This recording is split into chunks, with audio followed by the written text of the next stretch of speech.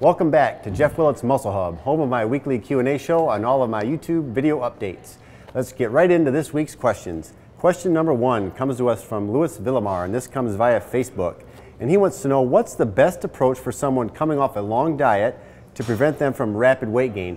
Well, that's an interesting question, and really the way I would look at it is the same way that you adjust your nutrition to get leaner and leaner by gradually skimming calories down. You just want to follow the same process basically in reverse when you're looking to slowly add more calories back after coming off a long extended period where you were focused on maximum fat loss. So in other words, you're going to gradually add calories back by the tune of say 100 to 200 calories at a time, and then you're going to follow that new adjusted caloric amount for 7 to 14 days before you then add more calories.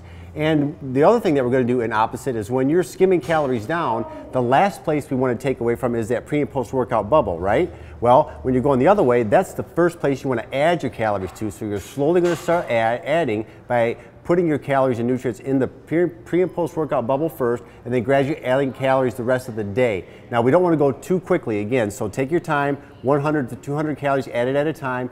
And we still want to maintain the appropriate nutrient ratios, which we like around 50% of total calories coming from protein, upper 30s around that of carbohydrates, and that leaves about teens for fat. So those are the ratios we want to follow. And to get to maximum muscle building, you want to gradually work up to getting up to at least 2 grams of protein per pound body weight. Question number 2 comes to us from Pavi415, and this comes through YouTube. And he asked, and I want to look like that guy. You told Stuart to do 2 cardio sessions a day. How did you make him space those out? Well, we didn't get to 2 cardio sessions a day till much deeper in the process. So we started with 1 cardio session a day, and we did that starting at about 5 times a week and gradually worked up to 7 times a week. Then deep into the process, just like you would deep into the contest preparation process, say maybe about 6 weeks out, then we started doing some days of 2 cardio sessions a day.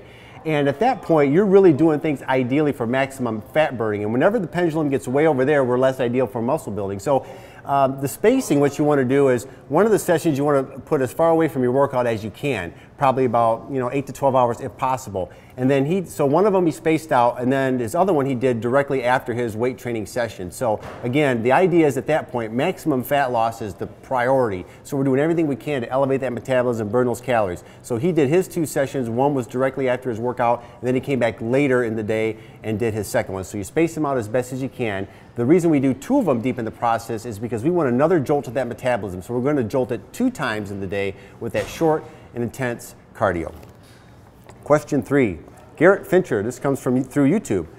What do you do if you underestimate your weight on a working set? For example, let's say you start where you left off the week before, but you feel like you could get actually 7 or more reps.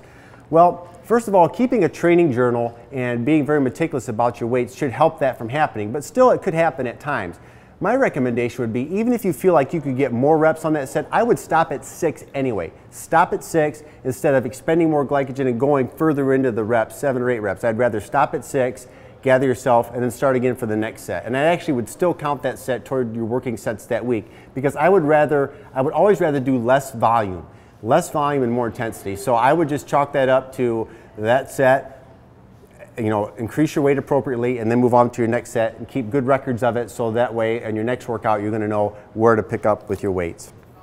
Number 4, this comes from Jonathan Reed, and this one came to us through Facebook. Wants to know if I can describe a weight acclimation set.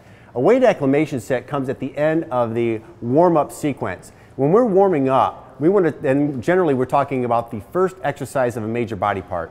And when you warm up, the goal of a warm-up for weight training is to gradually increase the weights while decreasing repetitions. So we want to progressively introduce a heavier weight without approaching the point of fatigue. So every warm-up set, let's say you have about 4 warm-up sets. Every set you're adding weight and decreasing your reps. The last set in that warm-up sequence we often call the acclimation set. And what that really is a set very close to your starting weight for 1 or 2 reps. So let's say on any given movement your starting weight, and you know this from your journal, is going to be 200 pounds. Well, the weight acclimation set might be 195 pounds for 1 or 2 reps to acclimate your mind and body to that heavy weight. So that's what we term an acclimation set. And number 5 is from Caleb Brown, and this came through YouTube. And he says, I noticed that you say whenever you can do 6 reps, you should bump up the weight. Does this mean that you should get 6 on 1 set or all 3 sets? This is a very common question that I get. And What you want to do is, so let's say it's a set of, you're doing 3 sets on a particular exercise. Once you hit 6 reps, then you want to go ahead and increase your weight. So even if that's set 1, so you do not have to get 6 reps on all 3 sets. After you do your warm up and you do your set, if you get 6, then right away you want to go ahead and jump to the next, up by the smallest increment. So if it's a barbell, that'd be 2.5 pounds a side, and if it's a stack weight or dumbbell, you have to go to the smallest one up. So again, the answer is once you hit 6 reps, even if it's on the first set, then you go ahead and add your weight. So if you enjoyed these questions today and found them informative, you're going to love my Q&A seminar. And that seminar is now available through jeffwillet.com, and it's as an on-demand video, which means you can watch it, you can stream it, you can download it. It's compatible with any smartphone or connected device too. So again, that's through jeffwillet.com. You can go there and you can actually watch a trailer to see what that's all about. And I also want to encourage you to keep submitting your questions. You can send them through Facebook or Twitter, and you can hashtag them AskJW, and I will read the names of those who I select to use your question on the show. So thanks again for tuning in this week. Now let's go out and execute.